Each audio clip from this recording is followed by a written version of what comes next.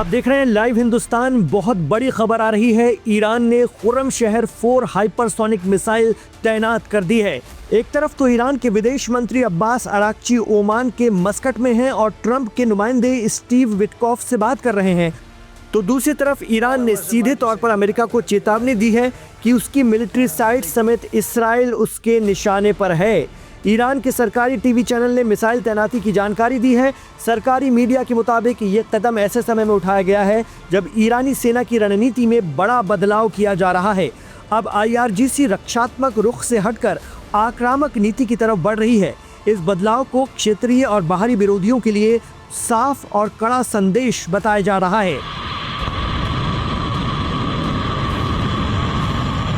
Expert कहते हैं कि दरअसल इस बार ईरान अमेरिका के साथ पिछली बातचीत के इतिहास से सबक ले रहा है। वो जानता है कि अगर ओमान में बातचीत टूटी तो अमेरिका को बहाना मिल जाएगा हमले का। इसीलिए ईरान पहले से ही ऑफेंसिव मोड में है।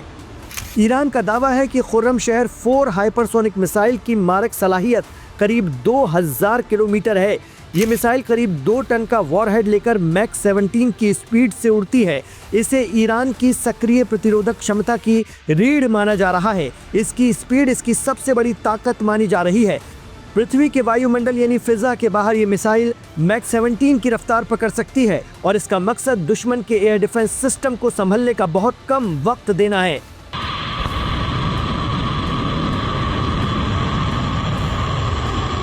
खुर्रमशहर 4 में एडवांस तकनीक का इस्तेमाल किया गया है और इसमें कम रडार पहचान और इलेक्ट्रॉनिक युद्ध से बचने की क्षमता शामिल है।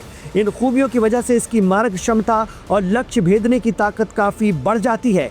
जून 2025 में इसराइल के साथ 12 दिनों की जंग के दौरान भी खुर्रमशहर के 2 और 3 वर्जन ने भारी तबाही इसराइल में मचाई थी और इसराइल ने खुद वीडियो जारी करके दुनिया भर को बताया था कि ईरान ने उनके यहाँ कितना बड़ा नुकसान किया।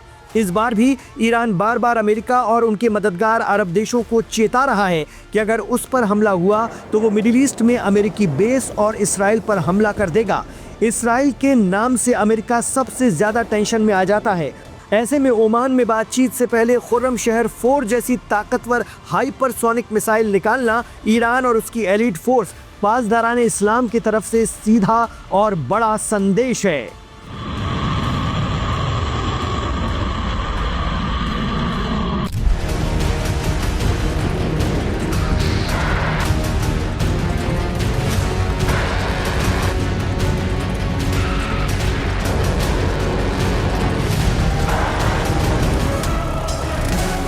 शुक्रवार 6 जनवरी को सुबह 10 बजे अमेरिका और ईरान के नुमाइंदे ओमान की राजधानी मस्कट में बातचीत के लिए बैठने तो जा रहे हैं, लेकिन उसके ठीक विपरीत दिशा में ईरान के पड़ोसी इराक की सीमा से लगे जॉर्डन में अमेरिकी फाइटर जेट और भारी साजो सामान तैनात है ईरान को टारगेट पर लेकर।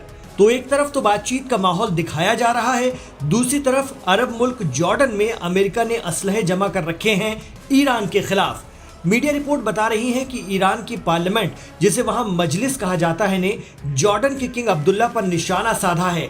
ईरान की पार्लियामेंट की तरफ से कहा गया है कि किंग अब्दुल्ला ट्रंप की गोद में बैठे हैं। इसी वजह से जॉर्डन के ज्यादातर एयरबेस पर अमेरिकन फाइटर जेट तैनात हैं। ऐसे में अमेरिका के पक्के दोस्त इसराइल के साथ साथ अब जॉर्डन भी ईरान के क्लोज टारगेट पर है। ईरान की संसद के जरिए जॉर्डन को दी गई इस धमकी की वजह भी है। दरअसल अमेरिका ने ब्रिटेन के RAF लेकेनहीथ से F-15E लड़ाकू विमान, जिन्हें स्ट्राइक ईगल भी कहते हैं, और KC-135 स्ट्रेटो टैंकर यानी हवा में ईंधन भरने वाले विमान जॉर्डन के मुवाफक साल्टी एयरबेस पर तैनात किए हैं। ये तैनाती ईरान में हुए हिंसक प्रदर्शनों के दौरान ही शुरू हो गई थी। कहा जा रहा है कि जॉर्डन को चुनना अमेरिका का एक बहुत बड़ा मास्टर स्ट्रोक है। खाड़ी देशों के मुकाबले जॉर्डन से ईरान, सीरिया और इराक के हवाई क्षेत्र तक पहुंचना बहुत आसान और तेज है। वहीं जॉर्डन का मुवाफक साल्टी बेस ईरान की कुछ मिसाइलों की सीधी मार से थोड़ा दूर और सुरक्षित माना जाता है, जिससे अमेरिका को जवाबी कार्रवाई करने के लिए वक्त मिल जाता है।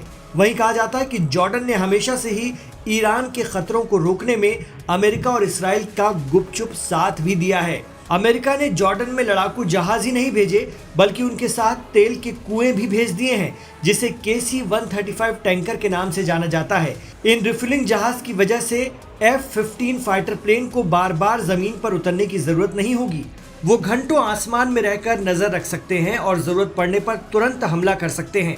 हालांकि 2 दिन पहले खबर आई थी कि किंगडम ऑफ जॉर्डन ने अमेरिका को ईरान पर हमले के लिए अपनी टेरिटरी का इस्तेमाल करने देने से साफ मना कर दिया है, लेकिन बावजूद इसके जॉर्डन के एयरबेस पर महीने भर से अमेरिकी फाइटर प्लेन और भारी जंगी साजो सामान क्यों लाया जा रहा है, ये बड़ा सवाल है। सऊदी, कतर और UAE से ज़्यादा डिप्लॉयमेंट जॉर्डन की तरफ हो रहा है या फिर साइप्रस में हो रहा है।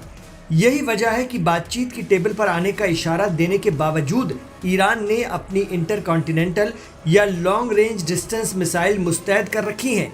इन लॉन्ग रेंज मिसाइल की रेंज 10,000 किलोमीटर तक है। इस तरह की ICBM मिसाइल दुनिया के कुछ ही मुल्कों के पास है, जिनमें अमेरिका, इंडिया, चीन, रूस और ईरान शामिल हैं। इनमें ईरान की फतह और खुर्रम शहर मिसाइलों का नाम सबसे ज्यादा लिया जाता है।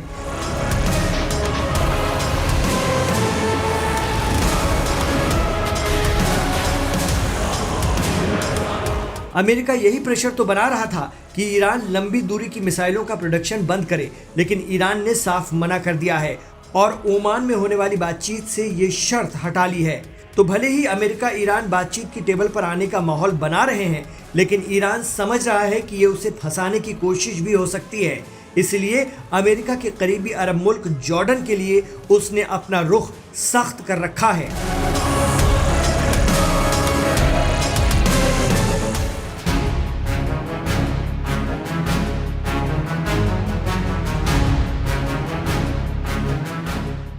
ईरान की बहुत बड़ी जीत सामने आई है। ईरान ने फिर अपनी शर्तों पर अमेरिका को झुका दिया है। इतना ही नहीं, अब ईरान और अमेरिका ही आमने सामने बात करेंगे। यहां खलीफा बनने का ख्वाब देख रहे तुर्की के प्रेसिडेंट रजब तैयब एर्दोगान और उनकी रणनीति को भी बड़ा झटका लगा है। जी हां, ईरान अमेरिका के साथ बातचीत को अपनी शर्तों पर ले आया है। ऐन मौके पर ईरान ने अमेरिकी प्लान को भी पलट कर रख दिया। दरअसल अमेरिका चाहता था कि बातचीत तुर्की में हो, सारे अरब देश भी बातचीत का हिस्सा बने और तो और ईरान अपना एनरिच या संवर्धित यूरेनियम तुर्की को सौंपने पर राजी हो जाए। अमेरिका के इस प्लान को ईरान भांप गया। हालात ये बने कि खबर आने लगी कि बातचीत नहीं होगी। ईरान किसी और की मौजूदगी में न्यूक्लियर प्रोग्राम को लेकर बातचीत बर्दाश्त नहीं करेगा। लेकिन गुरुवार को ईरान के foreign minister Syed Abbas Araghchi ने सोशल मीडिया प्लेटफॉर्म पर इस बात की पुष्टि कर दी है कि ईरान और अमेरिका बात करेंगे, लेकिन तुर्की के अंकारा की जगह ये बात अब ओमान के मस्कट में होगी।